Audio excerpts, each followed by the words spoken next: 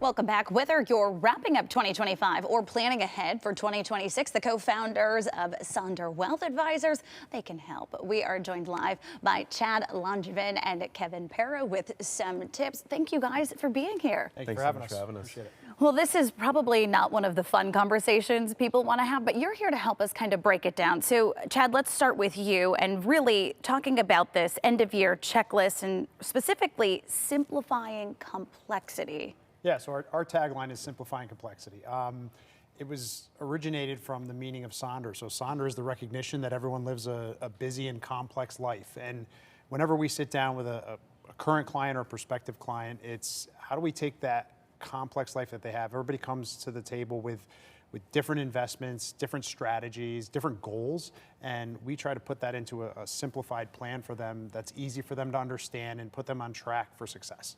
Awesome. Yeah, really simplifying it. Perfect tagline. Okay, now end of year means we're already thinking about it. Taxes for sure, but also RMD. So talk us through ways that you guys help everybody. Yeah, absolutely. So most of our clients take their required minimum distributions from IRAs at the end of the year. We want them to collect as much interest throughout the year as they can, so that's why in December. But we do like to remind everybody, now is the time. You have to take it out before December 31st. If you don't do that, there's a 50% penalty. So now's the time just to double check, make sure that you've taken out enough for the year.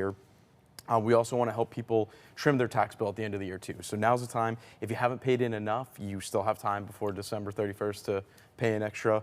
If you're a business owner, there's time to accelerate depreciation, purchase new vehicles or equipment or anything else that you may need, and good opportunity. So there's 2 weeks left. Time to do it. Right. Yeah. Now's the time. Everyone is like, oh yeah, really. You're right. Yeah. Okay, Chad, when we talk about student loans, certainly something that you want people to tackle start of the new year. Yeah, so that's a burden for a lot of people.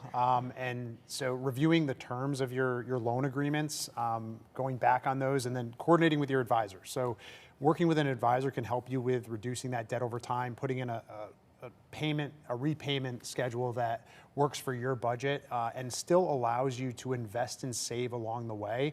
So coordinating that student loan repayment with your goals and aligning those over time is really, really important.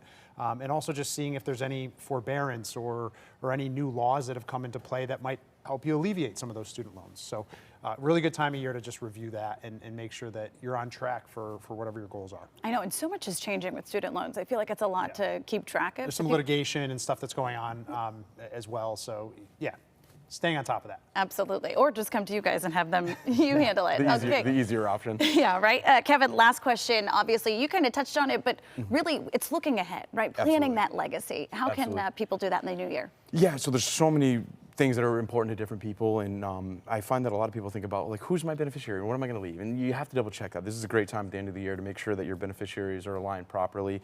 You wouldn't believe how many times we see somebody who had an old 401k, didn't have even a beneficiary on it. So you want to be able to make sure that the money goes to the right places, to the right people. But I think even more than that, leaving a legacy is about, like, how do you want to be remembered?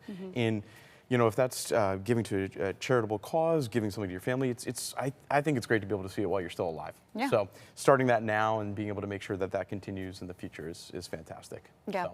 A lot to keep in track, but I think a lot of people are like, okay, yeah, I have to do that. Yeah. Aside from the shopping and the wrapping. Totally. So check beneficiaries, make contributions to charitable organizations now, and think about who you want the assets to be left to in the future. Awesome. Great. Chad, Kevin, thank you so much for being here. We have much more ahead after the break.